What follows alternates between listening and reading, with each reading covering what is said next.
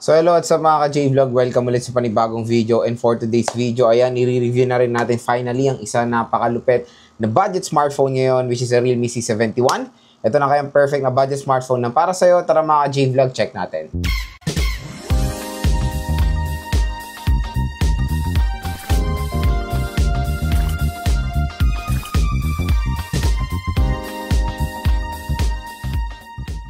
So yun, our topic for today is the Realme C71 at yun nga na game test na rin natin ito. So shoutout sa mga nakanood ng ating game test, unboxing, 5 reasons dito sa smartphone na to at this time. Ayan, bibigay ko na yung final verdict ko sa ating full review dito sa Realme C71. So ano nga muna ba ang SRP neto? So when it comes sa SRP ng Realme C71, meron siyang SRP when it comes sa 4GB64 na 5499, tapos yung 6GB 128 is around 6499. So when it comes sa kanyang presyo, yun nga, nag-range siya sa budget to entry-level segment. Pero again, dito sa ating view products, pag clinic nyo tong view products natin dito, makukuha nyo lang ng sobrang mura po ang Realme C71. So, yung 6GB 128, nakuha ko yan ng saradong 5,000 piso. So, pag clinic nyo yung view products natin, baka meron pa kayong voucher na makuha. Mas mura talaga sa online mga ka-J-Vlog pag bibili kayo ng mga smartphones. At don't worry, legit naman po yung mga yan dahil dyan po rin ako bumibili ng mga smartphones na ni-review natin sa mga official stores and official third-party stores. Yung 4GB64, yung 4GB64 around siguro naglalaro siya sa 3,000 to 4,000 pesos. Depende na lang mga ka-J-Vlog kung magkano siya nagiging sale. Pero there's a possibility sa 8,800 baka makuha nyo ng sobrang mura lang itong Realme C71. At yun nga dito sa ating full review, tingnan natin kung sulit nga ba itong smartphone na to. So next mga ka-J-Vlog is gusto ko i-share sa inyo yung mga overall na nagustuhan ko dito sa Realme C71 kung bakit isa rin itong magandang i-consider na sulit na entry-level smartphone or budget smartphone ngayong 2025. Unang-una sa display. When it comes sa display, in fairness naman sa brightness, malakas naman yung brightness niya. At 120Hz screen refresh rate siya. So nakuha nyo siya ng 5K, 120Hz okay. At yung resolution niya, minimum na rin natin na makuha at least for that kind of price tag na 5,000 pesos, HD plus 720p. Pero when it comes sa kanya SRP na 6,500, medyo 50-50 tayo dyan. Kaya again, depende na lang kung magkano nyo makukuha itong Realme C71 kung sulit ba yung specifications niya. Sinabi ko yung SRP niya kasi there's a possibility yan na makuha yung presyo sa mall pag binili nyo to sa mall. Pero dito sa online, sa ating view products, ayan, sobrang mura nyo lang makukuha itong smartphone na to. Second reason, yung chipset. So, when it comes sa chipset, ayan, Unisoc 7250, naging test ko nga to surprisingly is okay naman siya. Maganda rin pala gamitin yung Unisoc 7250 pag malaki yung RAM ng isang smartphone. So, dito sa Realme C71, nakapaglaro naman tayo ng mga few games dito at na-handle niya naman din pretty well kahit papano. Napakasulit ng 6GB of RAM sa halagang 5,000 piso. And of course, yung kanyang storage, 120GB. Yan na rin naman ang pinamata sa mga offer ni Realme C71 kaya I suggest yan yung kunin nyo na storage kung gaming talaga yung focus. At yun, don't worry, makaka-handle din naman to ng mga games or modern games today at to be honest, hindi naman po mabagal yung smartphone na to. Salamat sa kanyang chipset na Unisoc 7250. Next, camera. Yung camera nito maganda. So 50 megapixel siya, equip siya ng 50 megapixel main camera. In fairness sa camera nito, pag nag-take kayo ng photo, mas pinaprocess niya pa yung photo niya na kumbaga mas bina-vibrant niya pa, mas pinapa-sharp niya pa. So, very nice yung ganyang feature dito sa Realme C71. At, panigurado, pag gagamitin nyo to, may enjoy nyo rin naman yung camera nitong smartphone na to. Next, yung speakers. Yung speakers niya, yes, it's a single speaker. And when it comes sa kanyang price tag, medyo tayo dyan skeptical kasi karamihan na rin naman ang nag-o-offer ngayon. Pero pag sa mga kilalang brands na ganito, single speaker talaga siya. Usually nag-o-offer lang ng dual steer speakers yung mga yung mga Transsion brands like Itel, Infinix, and Tecno. Yeah, mga yan, dual steer speakers yan na which is napakaganda. Dito sa mga kilalang brand like Oppo, Vivo, Samsung, and even the Realme, single speaker sila pero ino-offer nila is beyond 100% volume. Malakas ang speaker nito in fairness, yun nga for 400 up to 400% volume ang pwede niyang taasan dito. Pero pag naglalaro kayo, parang ang sakit na sa tenga kasi hindi ganun kaganda talaga yung performance ng speaker niya compare pag naka-stereo na buo or maganda yung bass. Although hindi naman siya tunog lata, pero pag sobrang lakas, parang masakit na siya sa tenga. Pero yun, loudness is there. Yung base quality nasa average level lang. Next, yung battery niya. Ito yung pambato ng Realme C71, yung kanyang napakalaking battery. Biruin mo 6,300 mAh battery capacity. Malaki battery niya, pero na-maintain niya yung nipis. Yun yung nagulat ako sa smartphone na to. Usually kasi before, yung mga 6K battery, mabigat yan. Asahan nyo mabigat at hindi sila slim.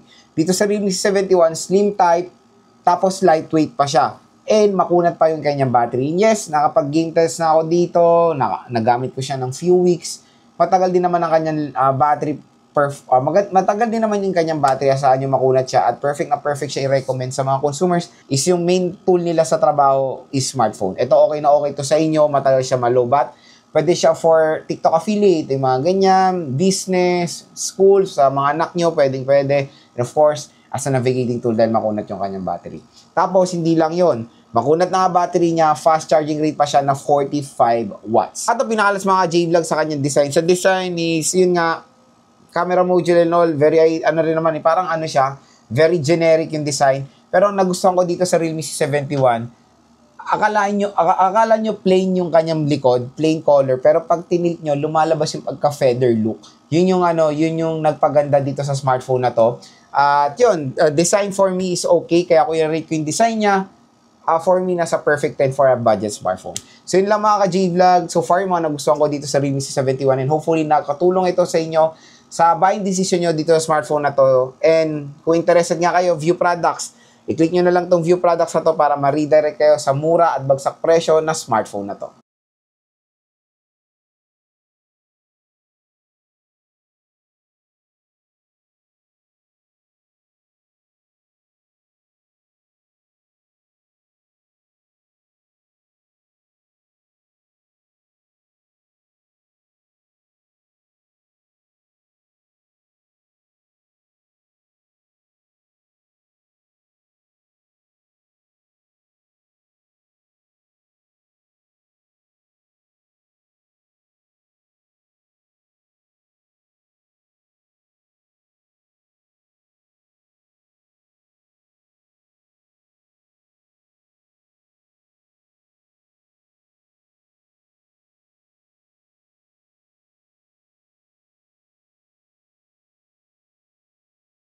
So video sample, front-facing camera of the Realme C71. So pinamax resolution niya is Full HD 1080p up to 30 FPS. So yan, based on my observation nga, ayan. Hindi ganun kaganda yung quality ng front-facing camera niya, to be honest naman niya. Ayan, pagdating sa video, parang medyo blurred siya, na hindi mo maintindihan na pixelated. Yun lang naman, ang aking observation.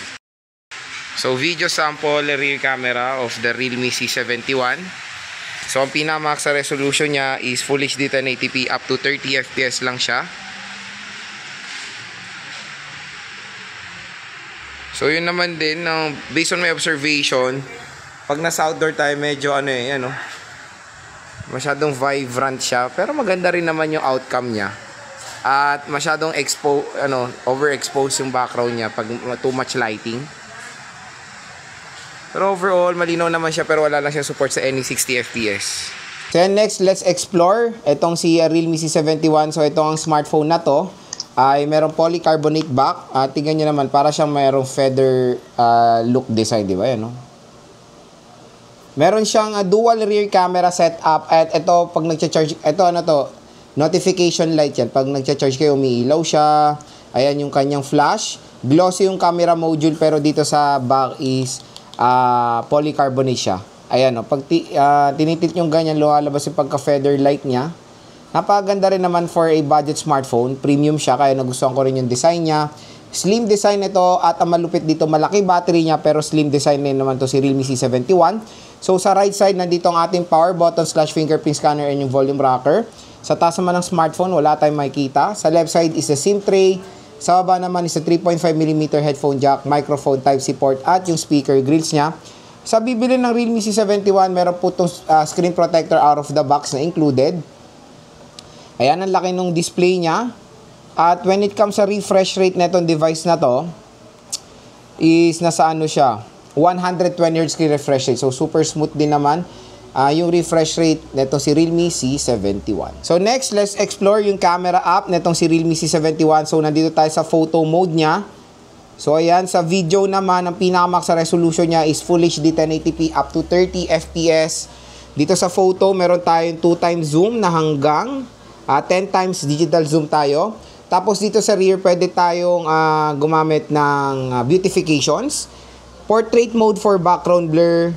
Sa more naman, ayan, marami tayong ganap sa more. Meron tayong pro mode, high resolution mode, panorama, slow mode, time-lapse, dual video, sticker modes, and text scanner. So, meron din siyang street mode and of course, night mode for low light shot. Sa front-facing camera naman ng Realme C71, same na same din naman when it comes sa resolution ng, ng video. Ayan. Full HD 1080p at 30 FPS. Photo mode, ayan, meron tayong beautification. Pero medyo hindi ko nagustuhan talaga yung front-facing camera ng Realme C71. Ito, meron tayong portrait mode. And of course, night mode is pwede rin sa front-facing camera. So yun lang naman mga J-Vlog, very basic lang naman yung camera app ng Realme C71. So next is biometrics test tayo. Try natin yung kanyang fingerprint scanner. So start tayo. So pagdating sa fingerprint niya, ayan no, fast and accurate.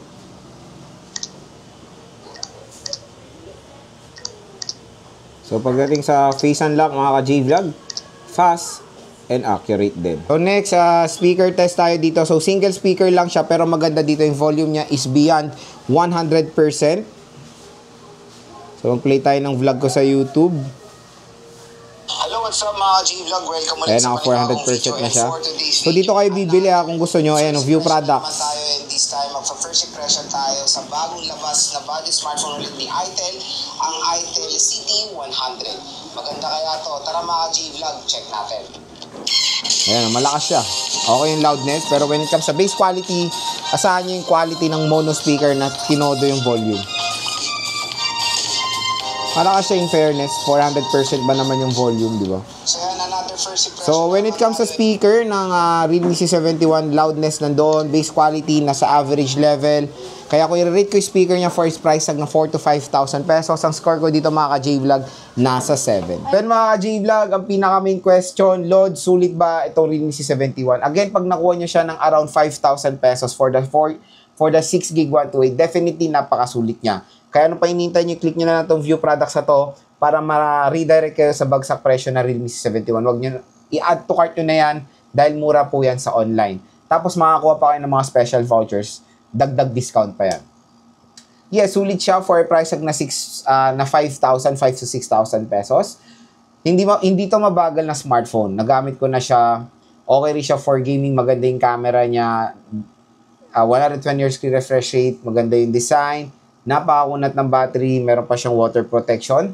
Kaya ano pang hinihintay nyo mga J-Vlog, malapit na mag-sale. At sa mga naghahanap ng mga smartphone na magagamit nila or ibibigay nila sa mga anak nila or gagamitin sa trabaho, huwag na kayo magdalang isip. Consider nyo na rin itong Realme C71 dahil when it comes sa performance, may bubuga rin to for a budget smartphone.